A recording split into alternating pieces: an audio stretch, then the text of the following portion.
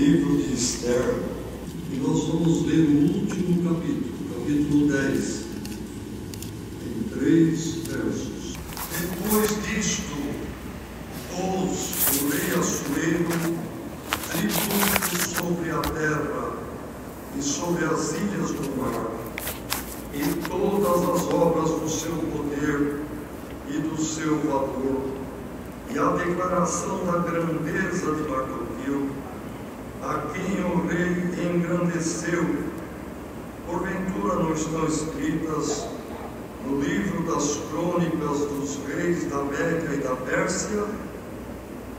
Porque o judeu Mardoqueu foi o segundo depois do rei Assuero, e grande para com os judeus, e agradável para com a multidão de seus irmãos, procurando o bem do seu povo e trabalhando pela prosperidade de toda a sua nação. Amém. Amém.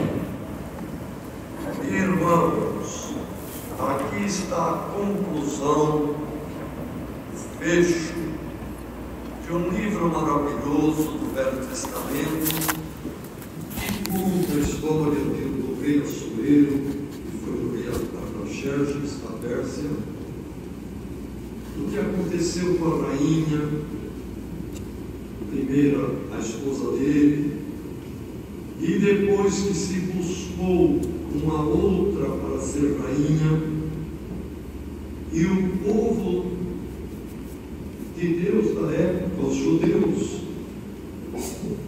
estavam escravizados, levados cativos na região da Médio Pérsia, ou Média e Pérsia, que é o Irã atualmente, não é, irmãos?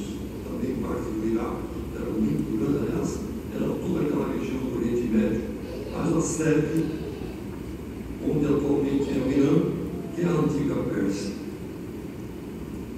E nesse livro conta a história maravilhosa de Esther, sendo uma órfã, criada por um primo chamado Mardoqueu, e toda a obra que Deus fez, Deus talhou, Deus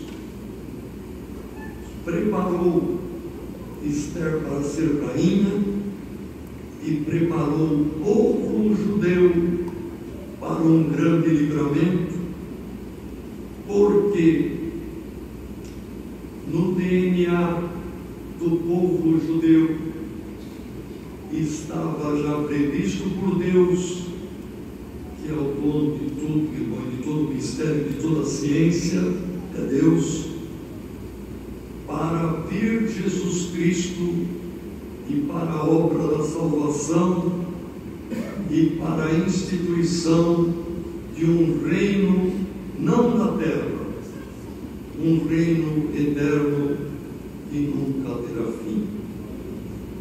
E o livramento que houve, porque sempre o inimigo tem os seus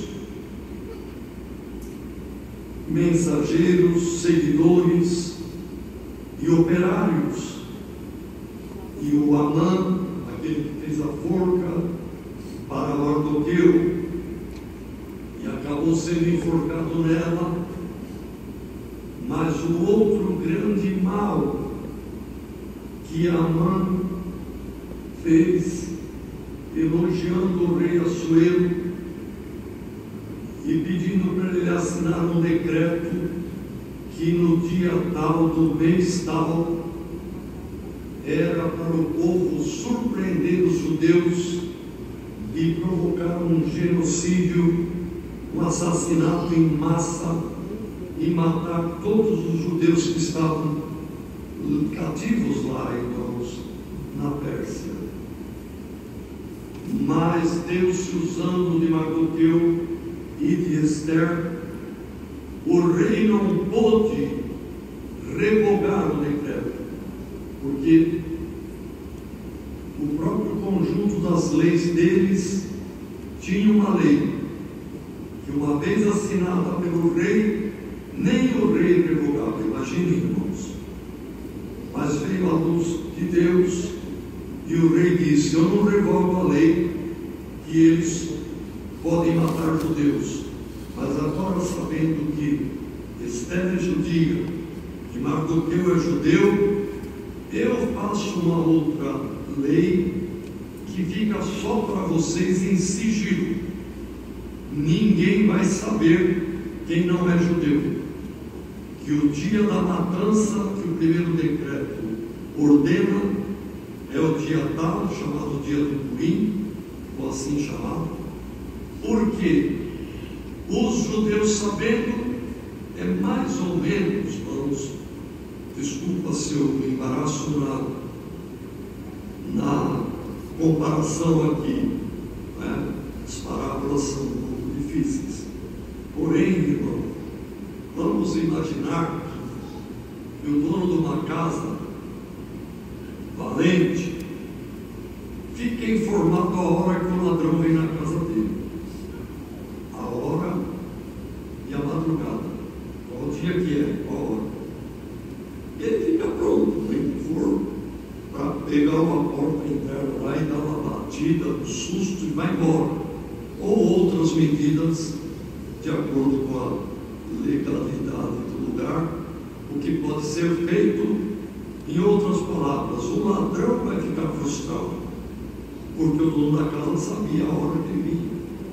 Então, o segundo decreto do rei foi o dia e a hora que seria a matança deles, mas os que estavam com o primeiro decreto não tiveram parte do segundo decreto, que era de vida e de defesa e de matar, que naquela época era assim, aqueles que invadissem a casa deles.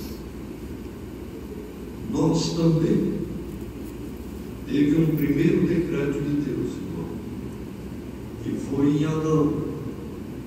Entrou o pecado e o ser humano adquiriu a morte. Então, inexoravelmente, sem ter saída, este Adão, essa Eva, que é o corpo humano das irmãs e o Adão dos irmãos, vai envelhecendo, vai se definhando e vai morrer. Mas temos um segundo decreto, que é de vida eterna. Glória e nos foi contado pelo Evangelho este segundo decreto. Glória ao nome do Senhor. Então, do segundo decreto real, os judeus ficaram sabendo e guardaram o sigilo. No dia da matança, em vez de judeu morrer, foi quem ousou matar judeu, e foi um dia de grande vitória e de grande alegria. Glória a Deus. Irmãos, o dia da volta de Cristo será um dia qual nunca houve igual. Aleluia. Será um dia muito glorioso. Amém. E Deus nos ajude a todos a marcharmos, guardando esta fé gloriosa, Amém. que o segundo decreto Aleluia. foi da nossa salvação, Glória a da Deus. nossa libertação, da nossa exaltação. Glória a Deus. Mas depois de feito tudo isto, houve paz no reino, porque era constituído por cerca de 120 etnias, povos, nações diferentes, que pegava desde a Índia, o Paquistão, todas aquelas nações centrais da Ásia, todo o Oriente Médio, todo o norte da África, e ele comandava tudo isso, irmãos. 120 nações. E aí precisava de um primeiro-ministro, precisava de alguém para a administração. E quem foi escolhido? Mardoqueu. E aqui fala, irmão, que isso tudo está no livro das Crônicas dos reis da Média e da Pérsia, e o tamanho do império. E o que Mardoqueu fez como administrador? Então, prestai atenção. É só o último verso que foi a revelação de tudo isso aqui hoje. E Deus sabe disso. Mardoqueu foi o segundo, foi grande para com o seu povo, agradável para com os seus irmãos, procurando o bem do povo e trabalhando pela prosperidade. Olha, irmão, existe por acaso em algum compêndio de finalização de doutorado em administração um resumo em tão poucas palavras do que um administrador deve se pautar e fazer? Vou ler de novo, vale a pena ler dezenas de vezes, irmão. Ele, Mardoqueu, foi grande para com os judeus. Sejamos grandes, irmão. Seja um grande administrador, um grande presidente, vice, um grande tesoureiro, vice, um grande secretário, vice, um grande administrador, seja que posição não for, irmão. Seja grande, não para orgulho, não para exibição, mas porque você está trabalhando num reino muito superior da Médio-Pérsia, muito superior ao Império Romano. Nós estamos trabalhando para um reino eterno do Príncipe da Paz, que nunca terá fim. Glória ao nome do Senhor. Seja agradável, irmão. Alguém pode fazer qualquer trabalho,